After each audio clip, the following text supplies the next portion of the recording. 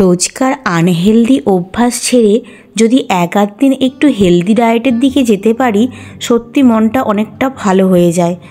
সত্যি কথা বলতে দুপুরের দিকের লাঞ্চে যদি একটু রিচ কিছু রেখেও থাকি, মর্নিং এবং নাইট টাইমে একদম কোনো হেলদি জিনিস ছাড়া অন্য কোনো ডায়েট আমি চুজ করি না।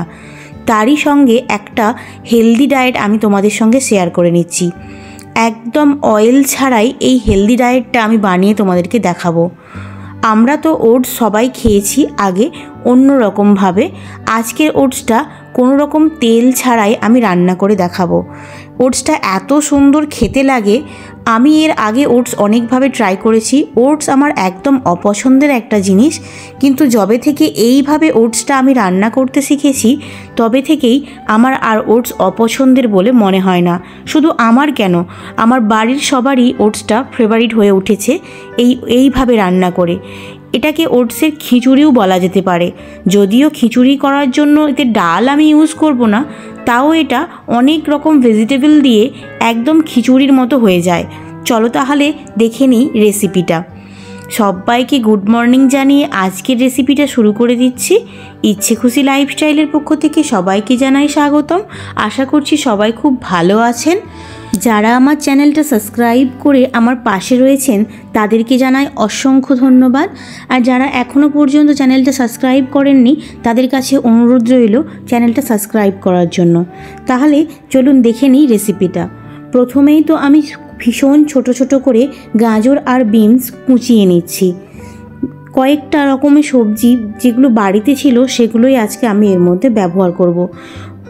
এটা কিন্তু বাচ্চাদেরকেও দেয়া যেতে পারে, ওদের জন্য ভীষণ হেলদি হতে পারে এটা।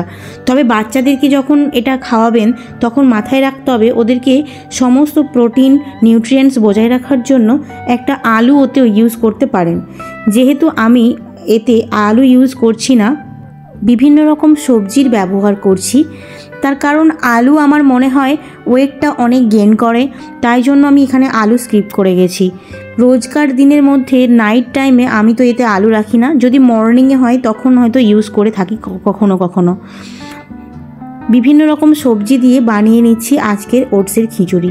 প্রথমেই তো গাজর আর বিনস কেটে নিয়েছি, তারপর হাফ ফাল মতন বাঁধাকপি কেটে নিচ্ছি। এগুলোকে কুচিয়ে নেওয়ার পরে আগে একবার ধুয়ে নিয়েছি ভালো করে, পরেও একবার সুন্দর করে ধুয়ে নিলাম। এইবার সমস্ত কিছু আমি আলাদা করে তুলে রাখছি ওই জল থেকে। ধীরে ধীরে সমস্ত কিছু সবজি আমি কেটে নিচ্ছি। সমস্ত সবজি কাটা হয়ে গেলে একটা রিং অনিয়ন আমি এতে ইউজ করছি। অনিয়ন আমি ব্যবহার করব না, কিন্তু এই পেঁয়াজ কলিটা শীতের সময় সবজিতে অন্য রকম একটা ফ্লেভার এনে দেয়, তাই কম বেশি অনেক রান্নাতেই আমি এটা ইউজ করে থাকি।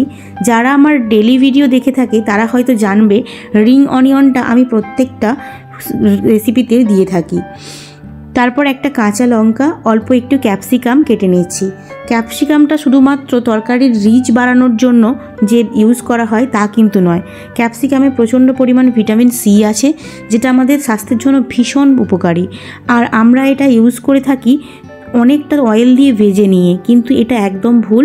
এটা যত বেশি কম ভাজবেন তত কিন্তু এর ভিটামিন সিটা বজায় থাকবে। গ্যাসটা অন করে নিয়ে একটা প্যান নিয়ে ওর মধ্যে হাফ স্পুন মতো অয়েল আমি দিয়েছি। তার একটা কারণ, ওতে জিরেটা, তেজপাতা আর শুকনো লঙ্কাটা শুধুমাত্র ভেজে নেওয়ার জন্য। এই তিনটে জিনিসকে যদি ভেজে ইউজ না করি এটা স্মেলটা ঠিকমতো আসে না, তাই জন্য এই তিনটে জিনিস ভেজে নেওয়ার জন্য আমি শুধুমাত্র অয়েলটা ইউজ করলাম। আর যদি যারা যারা এই তিনটে জিনিস না দিয়ে এই খিচুড়িটা বানাতে চান তাহলে কিন্তু ফ্লেভারটা একদম আসবে না। এই শুকনো লঙ্কা আর জিরের ফ্লেভারেই পুরো রেসিপিটা কিন্তু দাঁড়িয়ে থাকবে, আর অন্য কোনো রিচ মশলা আমি ইউজ করব না। এইবার সমস্ত কেটে রাখা সবজিগুলো আমি এর মধ্যে দিয়ে দিলাম, দিয়ে ভালো করে ভেজে নেব। গ্যাসের ফ্লেম একদম স্লো রেখেছি, যেহেতু অয়েল নেই এটা পুড়ে যেতে পারে, তাই জন্য ধীরে ধীরে এটাকে আঁচ খাইয়ে খাইয়ে ভাজতে হবে। আমি বারবার ওর ঢাকনাটা চাপা দিয়ে দিয়ে এটা ধীরে ধীরে ভেজে নিচ্ছিলাম। তারপর কেটে রাখা বাঁধাকপি, রিং অনিয়ন একটা একটা করে সবই আমি এর মধ্যে দিয়ে দেব। যেহেতু অয়েল নেই, ধীরে সুস্থে এটাকে ভেজে নিতে হবে। আঁচ খাইয়ে খাইয়ে একটু টাইম লাগবে, যদিও ওপর থেকে পরিমাণ মতো লবণ দিয়ে দিচ্ছি। লবণ দিয়ে আবার ঢেকে দিচ্ছি এটাকে। ঢেকে দিয়ে বারবার খুলে এটাকে ভাপিয়ে নিতে হবে। ওপর থেকে রিং অনিয়নগুলো দিয়ে দিলাম। অনিয়নগুলো দেওয়ার পরে একই রকমভাবে আমি নাড়িয়ে চাড়িয়ে নেব। দেখতেই পাচ্ছেন গ্যাসের ফ্লেমটা স্লো রাখার জন্য আমার সবজিগুলো পুড়ে যাচ্ছে না, অথচ ভীষণ ধীরে ধীরে এটা কিন্তু আঁচ খেয়ে যাচ্ছে। আমি কিছুটা পরিমাণ আদা কুচি এর মধ্যে দিয়ে দিচ্ছি। আদা কুচিটাকে একটু অল্প করে ভেজে নিতে হবে। যেহেতু অয়েল ইউজ করব না, হাফ স্পুন মতো একদম সামান্য একটু বাটার দিয়ে আমি আদা কুচিগুলোকে ভেজে নেব। আদা কুচিগুলোকে এই কারণেই ভেজে নিতে হবে, না হলে ওর যে কাঁচা ফ্লেভার ওটা রয়ে যাবে শেষ পর্যন্ত। তাই জন্য অল্প একটু বাটার দিয়ে মাঝখানে রেখে সবজিগুলো সাইড করে নিয়ে আমি আদাটাকে অল্প করে ভেজে নেব। একদম সামান্য পরিমাণ বাটার দিয়েছি, সেটা আপনারা দেখতেই পাচ্ছেন। অল্প করে দিয়ে এবার আমি ভালো করে ভেজে নেব ওই মিডিলে রাখা আদাটাকে। আমাদের ব্যস্ত জীবনের প্রতিদিনের অভ্যাসের মধ্যে মাছ, মাংস, ডিম আমাদেরকে যেইভাবে কবজা করেছে, আমার মনে হয় সবজির দিকে আমাদের আর সেইভাবে মন ফেরে না। কিন্তু সবজিকে আমরা যদি বিভিন্ন রকমভাবে রান্না করে খেতে পারি, তাহলে মনে হয় ধীরে ধীরে মুখের স্বাদটা ফিরে আসবে। তাই জন্য বলছি, সবাই একবার এইভাবে ওটস বানিয়ে খেয়ে দেখো। হয়তো আমার ডেলি লাইফের অভ্যাসের মধ্যে যে হেলদি ডায়েটটা, আপনারও একটা হেলদি ডায়েট হয়ে উঠবে। তারপরেই সবজিগুলো মোটামুটি ভালো মতন ভাজা হয়ে গেলে আমি ওপর থেকে ওটস দিয়ে দিচ্ছি পরিমাণ মতো। যে যেমন পরিমাণ ওটসের থিকেনটা চাই সে তেমন পরিমাণ এর মধ্যে অ্যাড করবে।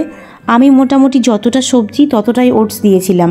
তারপর কালার আর ফ্লেভারের জন্য অল্প একটু হলুদ গুঁড়ো আর লঙ্কা গুঁড়ো এর মধ্যে দিয়ে ওটসটাকে শুকনো কড়ায় ভালো করে ভেজে নিতে হবে।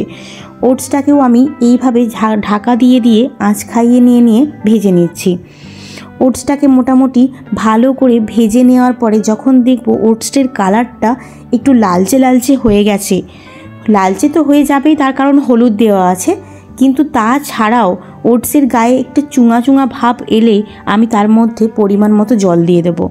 জলের পরিমাণটা এখানে অনেকটা বেশি দিতে হবে, কারণ সমস্ত সবজিগুলোকে ভালো করে গলা গলাভাবে সেদ্ধ করে নিতে হবে। যত পরিমাণ ভালো করে সেদ্ধ করবেন এর টেস্টটা ঠিক তত পরিমাণই আসে।